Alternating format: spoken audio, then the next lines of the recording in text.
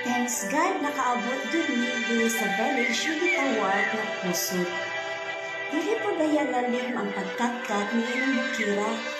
Tungod kay usahay sa inyong paglakaw, dili na kamotimo, maghilom ka na lang. Tungod kay gibati na nimo ang kakapoy. Iagi na lang nimo og smile, aron dili halata nga gikapoy ka. Pero pag abot nimo diri sa village, mawala ang tanan nimo nga kakapoy tungod kay pagkaanindot gyud sa mga lugar. Nalipay ko na naglantaw sa akong mga kauban. Nakasmile na, tungod na kay relax na sila o nakalingkod na po ang uban. Matod pa sa usanang mo kakauban, ang pagapos sa kahoy makawala daw sa kakapoy. Umayhin na lang dali ang uban nila ligapo sa kahoy. Ang uban, nag-istorya-istorya sila na pagkanindot yun sa mga lugar. Ang matod pa ni Ate Sally, siguro ang nindot dinhi ang mga lalalakinan lang ang muadto sa ubos aron mopalit sa mga panginahanglan. Kay kung diri daw siya nagpuyo, ang iyara yung bala ang iyang pababaon kay dili gidi ay lalim ang pagkatkat sa bukid. Na magdala ka og mga bugas o uban pa ang imong gipangpalit tungod sa kalayo o sa kalisod sa dalan.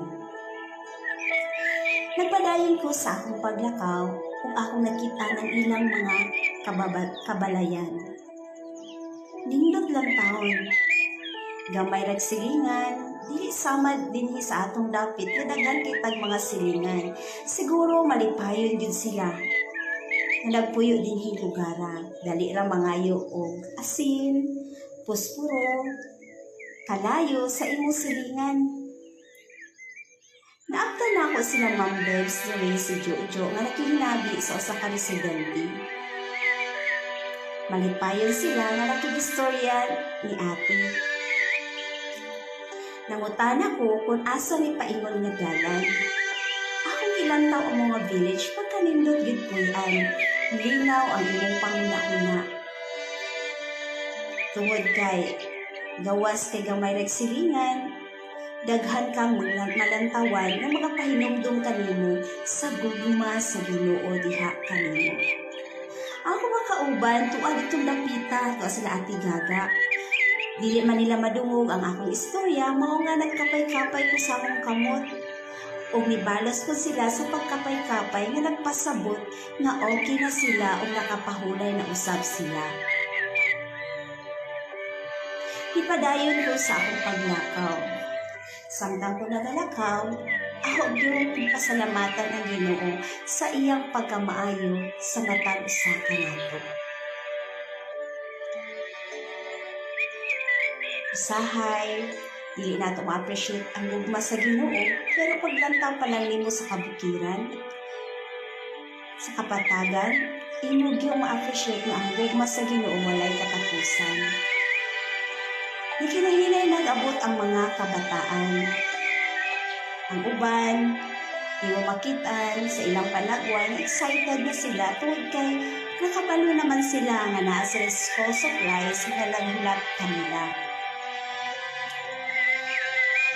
Aduna nay mga residente nga naa din dapita karon nakalingkod ang akong mga kauban sila Ma'am Inday, si Ate Emeline, si Kuya naglingkod na usab karong panahon na. Naani ako niabot na usab ang akong kauban si Sister Fine.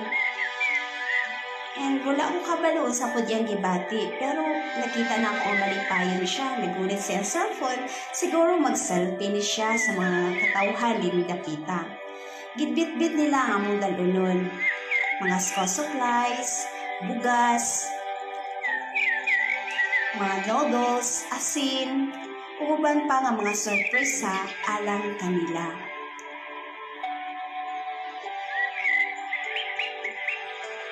Malipayon ko nga naglantaw sa mga kabataan.